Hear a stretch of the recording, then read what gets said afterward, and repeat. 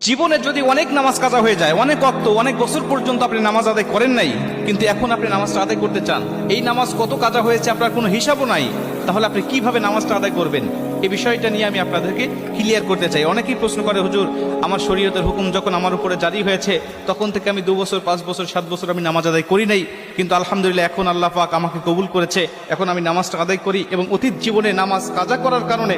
আমার ভিতরে অনুশোচনা আসছে, হুজুর নামাজগুলো আমি আদায় করতে চাই, কেমনে করে নামাজ আদায় করব? শুধু তওবা করলেই হয়ে যাবে নাকি আমাকে সেই নামাজগুলোকে হিসাব করে করে আমাকে পড়তে হবে? অনেকেই বলে, হুজুর হিসাব করা তো সম্ভব নয়, তাহলে কিভাবে নামাজটা আদায় করব?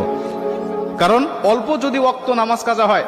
যেমন আজকে আপনি 2 ওয়াক্ত নামাজ কাজা করেছেন, আসর এবং মাগরিবের নামাজ আপনি আদায় করেন নাই, এশার নামাজের সময় আপনার স্মরণ হয়েছে বা আপনি অবসর হয়েছেন, ব্যস্ততা আপনার কমেছে, আপনি এখন কাজা নামাজটা আদায় করবেন, হিসাব করে আপনি এশার নামাজের আগে আসরের নামাজের 4 রাকাত আপনি কাজা নামাজ আদায় করলেন, মাগরিবের 3 রাকাত করলেন, তারপর এশার নামাজের আদায়